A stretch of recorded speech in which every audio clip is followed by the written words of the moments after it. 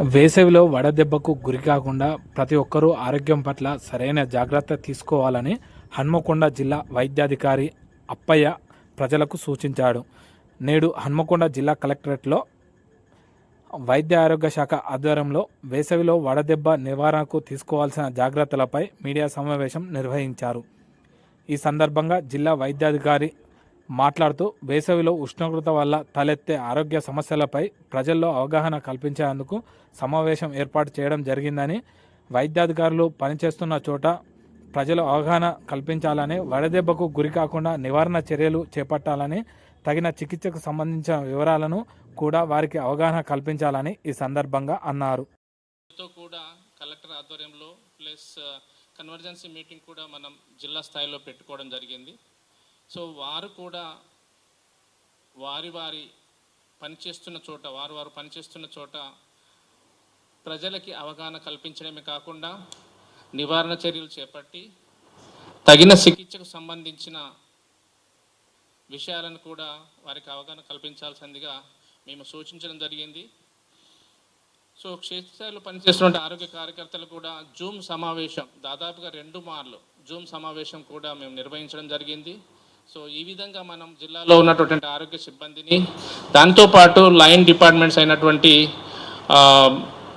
అంగన్వాడీ కానివ్వండి, తర్వాత షర్ప్ ఐకేపీ వారిని కానివ్వండి, వారితో కూడా మేము కన్వర్జెన్సీ మీటింగ్ పెట్టి గ్రామాలలో ముఖ్యంగా ఎన్ఆర్జీఎస్ వర్క్ నడుస్తున్నటువంటి ప్రదేశాలలో కూడా ఓఆర్ఎస్ పాకెట్స్ ఇస్తూ నీడకు సంబంధించిన పందిళ్ళు కూడా వేయమని మేము రిక్వెస్ట్ చేయడం జరిగింది డిపార్ట్మెంట్ని.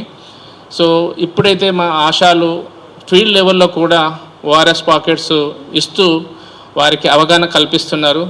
సో మరి ముఖ్యంగా సూచనలు ఏంటంటే ప్రజలకి మనం ఉదయం 6 గంటలకు క్షేత్రం పొలంలోకి వెళ్ళి, పొలం అంటే పనికి వెళ్ళి 11:30 లోపు ఇంటికి వస్తే బాగుంటుందని, తర్వాత ఒకవేళ నిజంగానే తప్పనిసరి పరిస్థితుల్లో వెళ్ళాల్సి వస్తే తలపైన తెల్లటి రూమాలు లేకపోతే క్యాప్ లాంటివి ధరించాలి, తర్వాత లూజ్గా ఉన్న కాటన్ దుస్తులు ధరించాలి, తర్వాత అవి నీరు అధికంగా తీసుకోవాలి.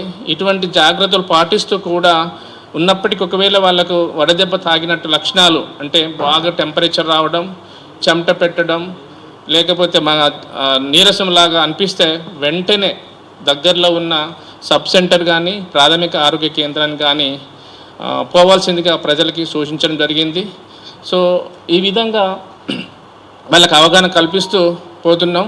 మనం ప్రాథమిక ఆరోగ్య కేంద్రాలలో ప్రతి ప్రాథమిక ఆరోగ్య కేంద్రాల్లో ఇంతకుముందు మేము కూలర్స్ కూడా ఇచ్చి ఉన్నాము. సో వాటిని ఒకవేళ రిపేర్ ఉంటే కనుక రిపేర్ చేసి పెట్టుకోమని కూడా సూచించినాం. ఎందుకు అంటే ఎక్కడైనా వడదెబ్బ గురైన వ్యక్తి వస్తే హాస్పిటల్కి వస్తే వారికి గాలి మంచిగా వీచేటట్లు, టెంపరేచర్ తగ్గేటట్లు కోల్డ్ స్పాంజ్ కూడా చేయాలని మేము సూచించడం జరిగింది.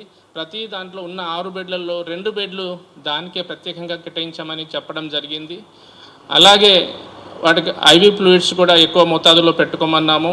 తర్వాత ఓఆర్ఎస్ పాకెట్స్ కూడా మాకు దాదాపుగా జిల్లా వ్యాప్తంగా 3 లక్షల పైచీలకు ఓఆర్ఎస్ పాకెట్స్ కూడా సెంట్రల్ డ్రగ్ స్టోర్ సప్లై చేసింది. దాన్ని మేము ప్రాథమిక ఆరోగ్య కేంద్రాలకు పంపడం జరిగింది. అక్కడ నుండి ప్రతి సబ్ సెంటర్లో అంటే ఆయుష్మాన్ ఆరోగ్య మంత్రి లేకపోతే సబ్ సెంటర్ పరిధిలో ఒక